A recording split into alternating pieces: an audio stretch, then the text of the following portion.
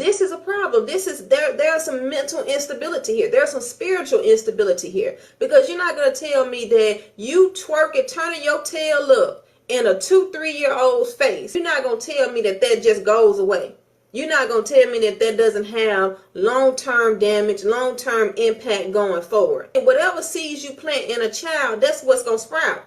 And if all you have to plant is to turn your tail up in a twerking in a 3-year-old face, then you just go sit down and you probably shouldn't be having no more children. Now, that's just a thing. You probably shouldn't even really be around children. It's not just old men somewhere looking at stuff that they shouldn't be looking at on the internet, and we want to put that P label on it. We're going to start putting a label on this type of activity, and we're going to see whether or not that calm that down. Okay, because grooming and all this stuff comes in different shapes and forms and fashions. Welcome back to the channel. So you just saw that video, and if you're new here, welcome to the channel where we keep it balanced, where our main point is marriage and bringing people together, right? So that is our main point. As you see on the screen, we do lean every once in a while a little bit more towards God. That's why you see that on the screen, but we try to keep it even balanced there so that, anybody can really listen, but sometimes you will, hear me and see me drop scripture. Now let's get to it. So this is actually one of the main reasons why hypergamy is so difficult. And I know you're like, Jay, how did you go from that to hypergamy? Well, here's the thing. We're always talking about culture on this channel. And there are a lot of Black people that believe that all Black people think like them. And unfortunately, I would probably say 30% of Black, people think like the people in the lower part of the video, the people that were twerking. Okay, I would probably say that that's about 30%, if not more, of the Black population here in America. And I've seen a lot of videos all over the internet where, they'll have little things where they will teach a small child, 2, 3, 4 years old, how to twerk. Okay, I've seen this. I've seen videos of this, and Black people think it's funny. They think it's so funny, to see, their little 3-year-old daughter bending over and twerking. And, people will teach their children basically what is interesting to them. That is how people work.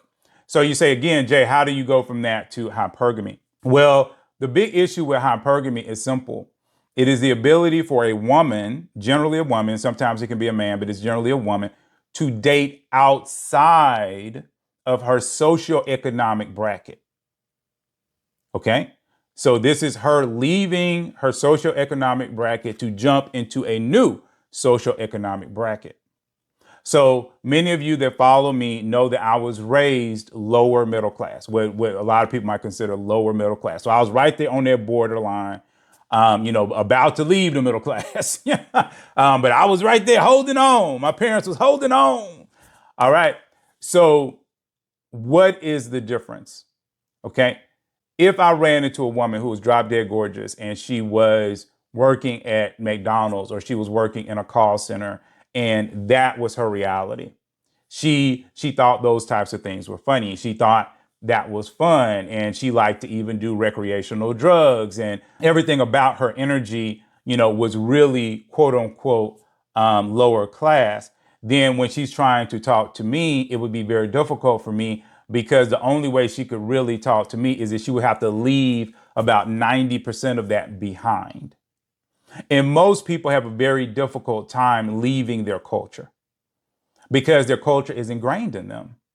They like talking about it. They like being about it. They like to be able to laugh at the inside jokes that have been burning within their spirit, within the last 20 or 30 years of their life. So they like to be able to, go down that path. I actually dated a woman, and I think I've told you guys this story before, and her energy was just 100% middle class. She was. I mean, she walked, talked, moved, and grooved like it. And she even said that she told me that she had left, family, back in like Indiana, and she was just like, I don't want to be like them. And she was like, that's why I came to Atlanta. I came to Atlanta by myself because I'm leaving my family in Indiana and I don't want to be like them. But, I would talk to her about like certain behaviors that she would do. And she would basically, not really want to give them up. She would, she would always say, well, it's nothing really wrong with that. I don't understand why you're upset with that, blah, blah, blah. And I told her the same type of situation here. I was like, well, say me and you got together. I don't want you teaching my 3-year-old how to twerk. That's not what I want you to teach her. I want you to teach her her ABCs and her 1, 2, 3s. And once you get beyond her 1, 2, 3s, I want you to start to teach her multiplication.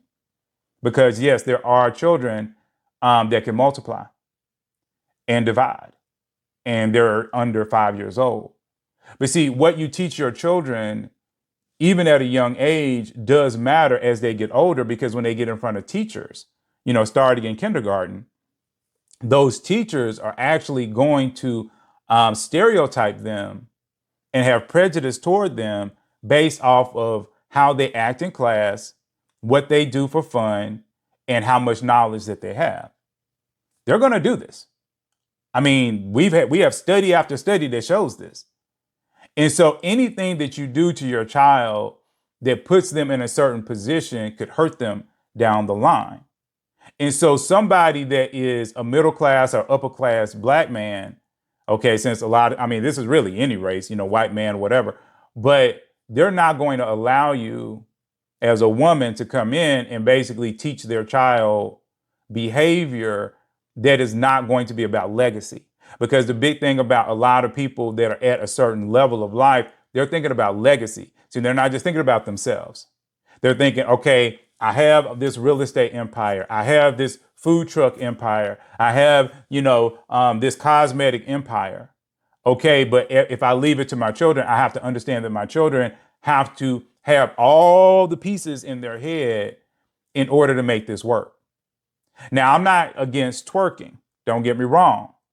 But a 3-year-old twerking and an 18-year-old twerking is two totally different things. And for somebody to be twerking at a birthday party, again, is something totally different. And then when you have Disney characters jumping in it, again, that's something totally different. So we have to think about all these things. And that's why I want to make sure I put a pin right here in the whole hypergamy piece, because, people come to me every once in a while and they'll talk about stuff like that. And I'm always saying, like, hypergamy is one of the most difficult things to actually accomplish. A lot of women think it's easy because they think all I have to do is be cute and then that'll allow me to come out. But it's not like that. A lot of it is about culture and personality. And like I said, the biggest way for you to jump, if you want to be a hypergamous woman, is you have to give up your culture. Because see, a lot of people don't understand it's their culture that's holding them back. And a lot of people don't understand that. See, when you start everybody off, okay, and you start, like I say, you take, let's say, 10 black kids, and you put them at different levels. So one kid starts out at $120,000, his parents make $120,000 a year, and then the next one's $100,000 a year, and maybe you jump around or whatever to give them different amounts. But then you look at the culture on each one of them. At every level, you're going to see a certain thing. You're going to see levels where children don't have a parent at home or do have a parent at home. You're going to see when they start to get in trouble, when they have 2 parents at home, it's easier for them to get caught. But when they have 1 parent at home, they tend not to get caught. And so they get good at whatever bad thing that they're doing. And so by the time you fast forward at 20 years, it's easy to see why some people, have really great lives and other people have harder lives. And see, these are the types of things that I'm always very frustrated with, honestly, our black leadership in this country, because they're supposed to be teaching this to our youth that don't have anything.